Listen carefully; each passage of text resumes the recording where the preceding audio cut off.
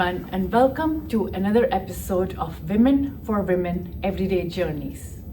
I'm your host, Aanchal Nanda, and today's episode is about every woman who has ever wondered, is it too late for me to start over? Maybe you've spent years raising your children, taking care of your family, putting your dreams on hold. Or right now you're simply in a chapter which no longer feels right. And you are wondering, did I miss the chance? Well, today's guest is a living proof that the answer is no.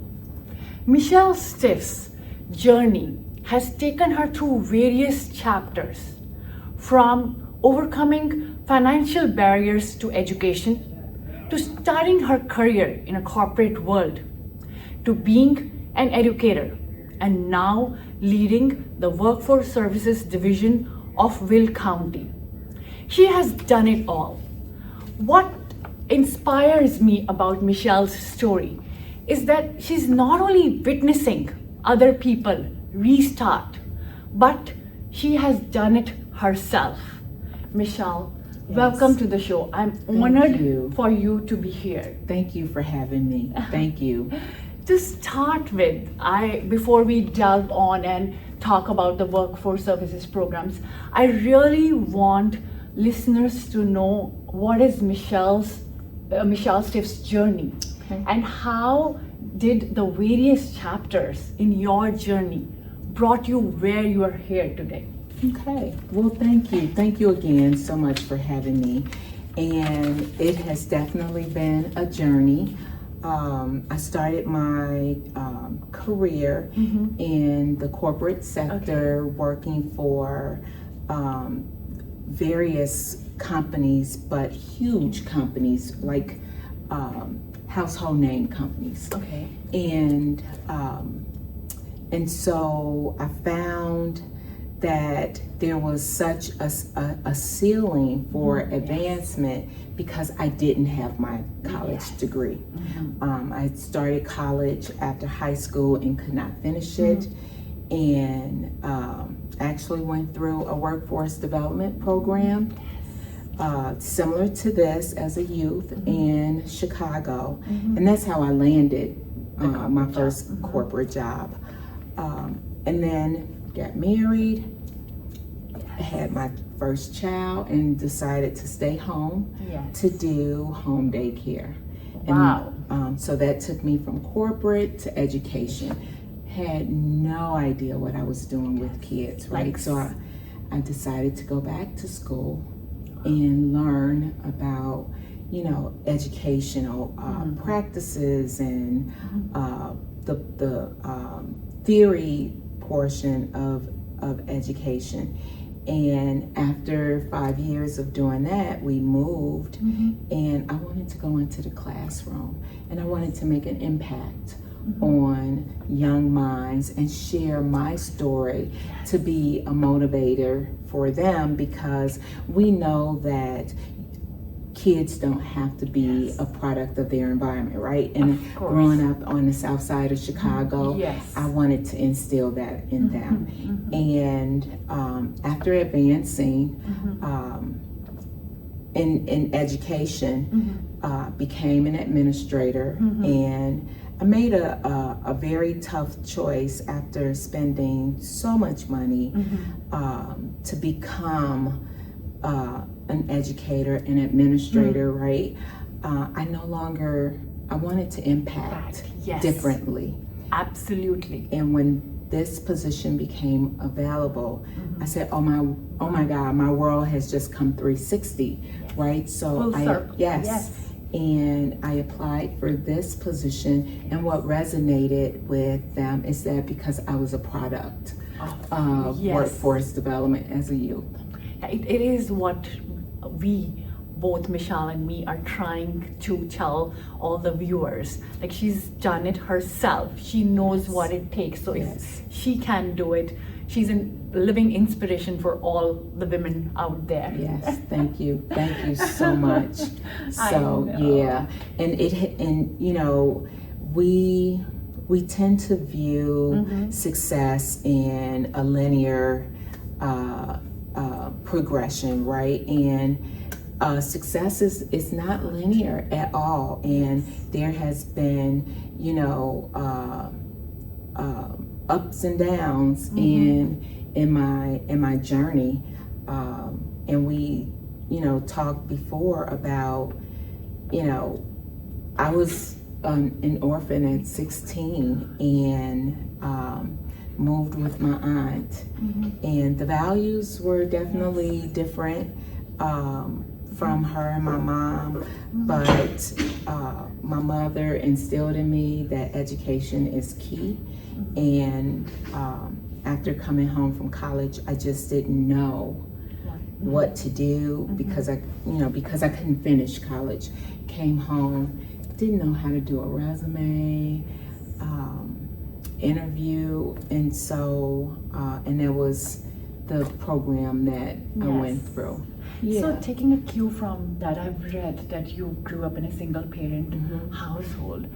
What were those experiences at time shape your viewpoints on education and opportunity? Because I see you speaking so much about education. Yes, I will say that resilience and perseverance. Yes, not giving up. Yes, not giving up. And my mindset was probably a little differently than a lot of people's journey, right? And I had experienced one of the most difficult things that a person could experience with the loss of a parent.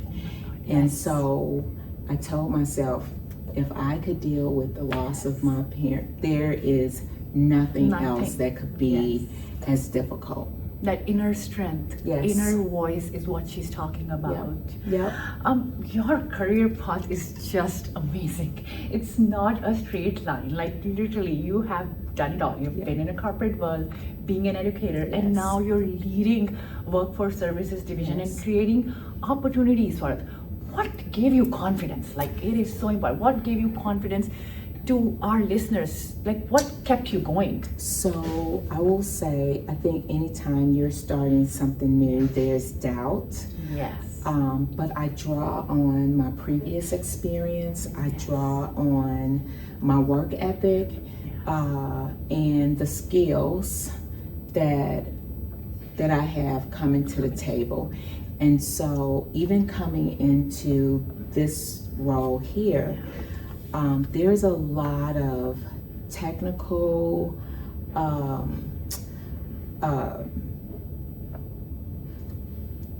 experiences and responsibilities that you should know, right? And I was on the other side, so having to learn all of those things, but I have such a wonderful staff that embraced me when I came in, and my collaborative approach was key, because you have to get buy-in from your staff and from your team, and that is what has innovated or reimagined workforce here. I think don't be afraid to take that new step.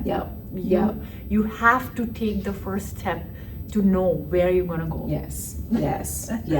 So, and it's about believing in yourself, but drawing, no matter what the walk is, you have skills, you have leadership, and you have to draw from those.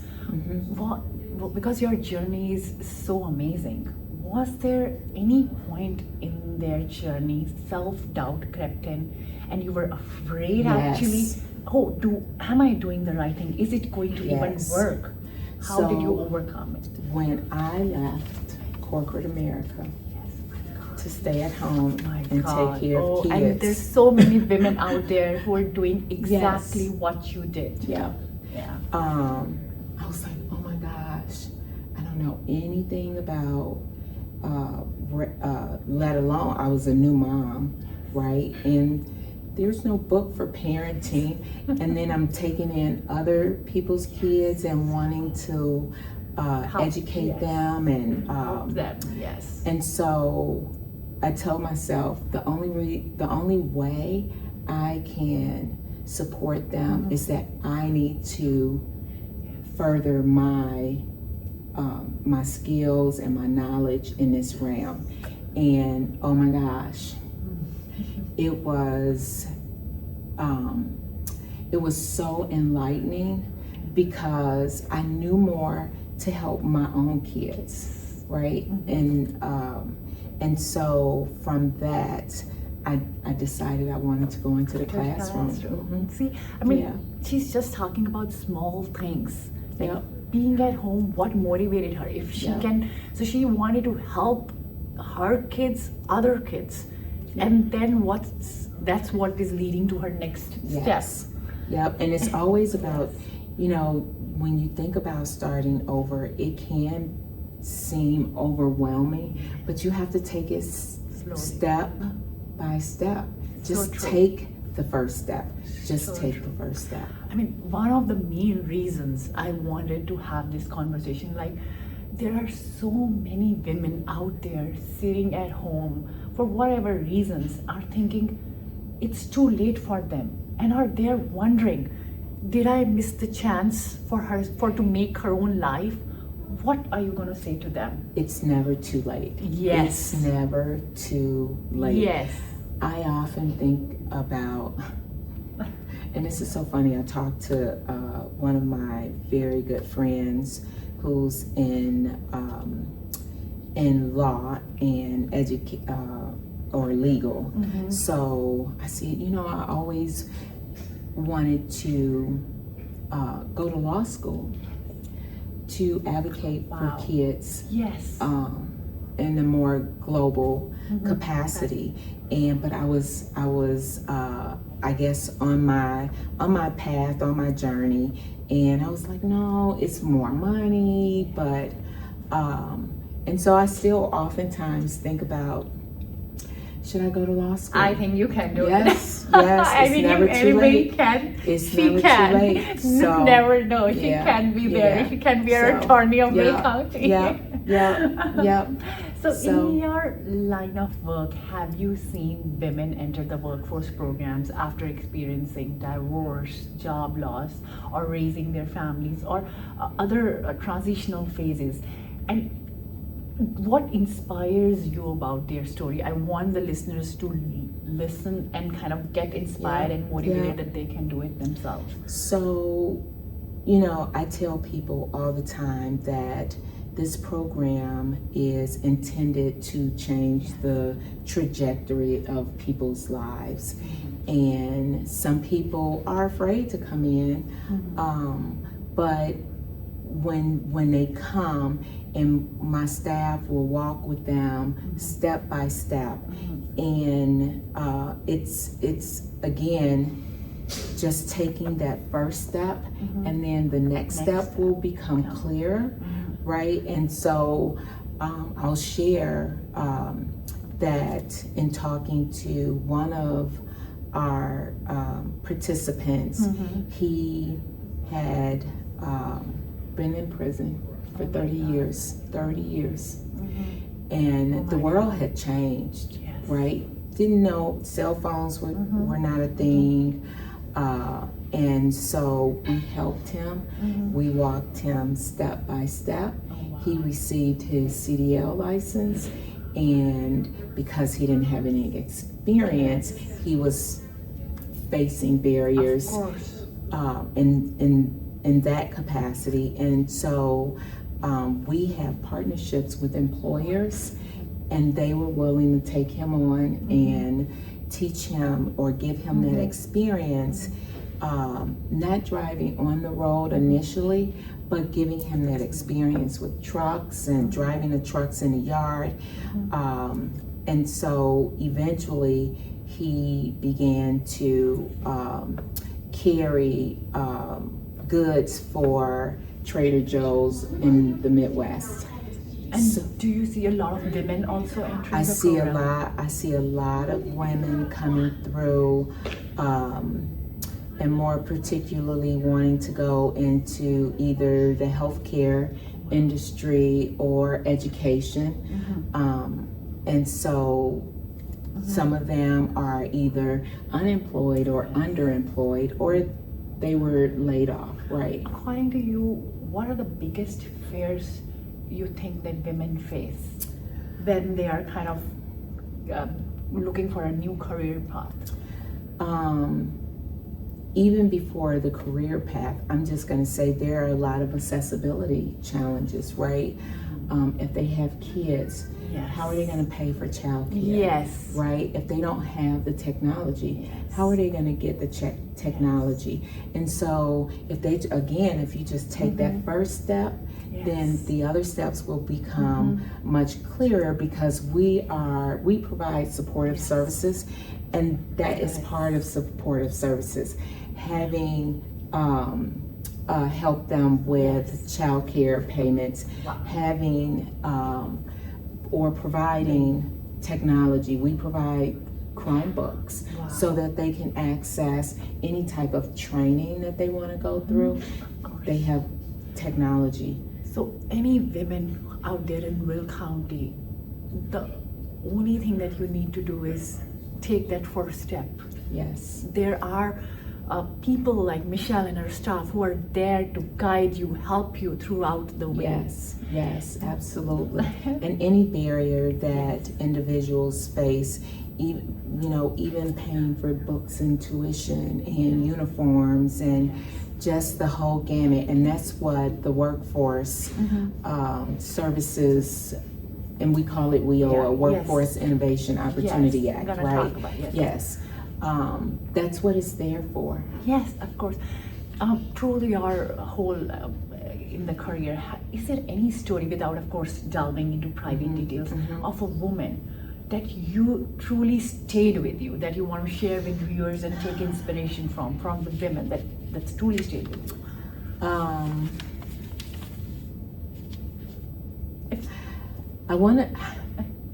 I'm not gonna say it's my experience has truly been with both the women and the men. Of course. But I think women, because of our innate ability to, I don't want to use what word, I'm searching for a word that I want to use, because we have the ability to transition from one thing to another faster and with more ease. Like the women, we are more resilient. Yes, I believe. Yes, and the women that have come through here, most of our success stories are of women. Yes. Right. Yes. But the men, and I don't want to stay on that too long, but the men, because of either being incarcerated or they've been highlighted just a little more because of the background. Yes. But women are definitely, we service more women in Will County. They have been the backbone of families for many years, and I just think that we have a lot of resiliency. Yes. And it's innate in us. Yes, the women are innately built to deal with tough times. Yes. And we need to get inside ourselves in the spirit if we are feeling boggled down to get up. Yes. Because I know, and Michelle knows, Yes. that women have the ability to do it Yes. at any point in Yes. life. We just have to take that first step.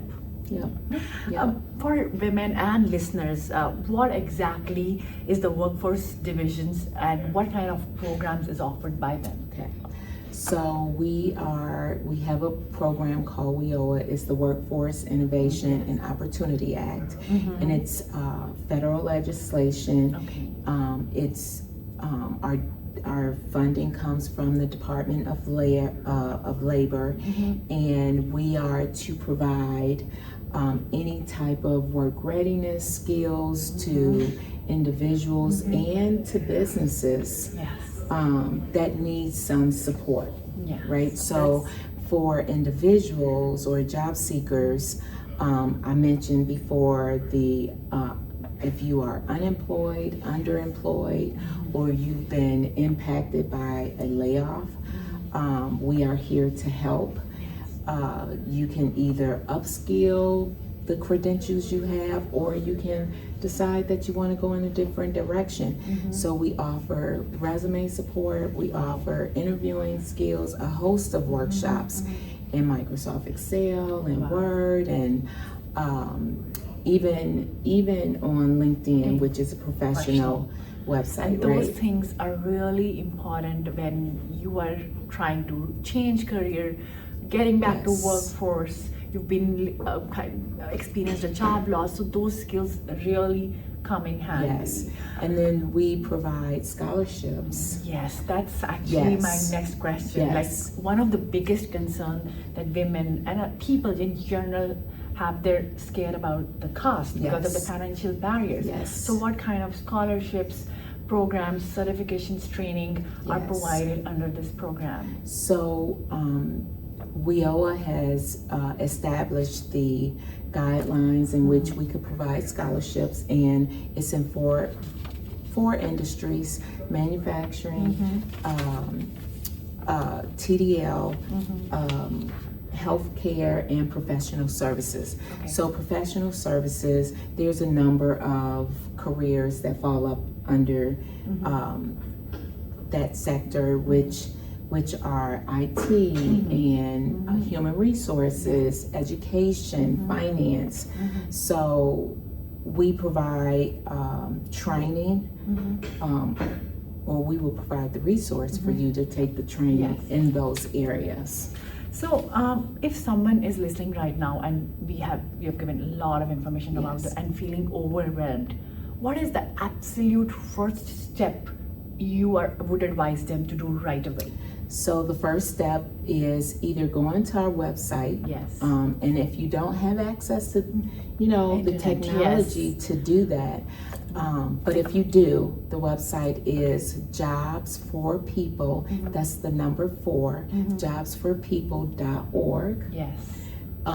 Or you can call us at 815-727-4444 to schedule an appointment to come in and meet with somebody, so we can walk you step by step. So if there's no internet, just call them. So they're always here to help you and guide you along the way. What advice, with your experience, with your career, with your journey, would you give women who are considering changing their career path? Be true to yourself, right? Do not be afraid. And that's that resilience, that perseverance, and stepping out on the skills and the knowledge that you already possess, because where you may not think you have what it takes, trust me, you do.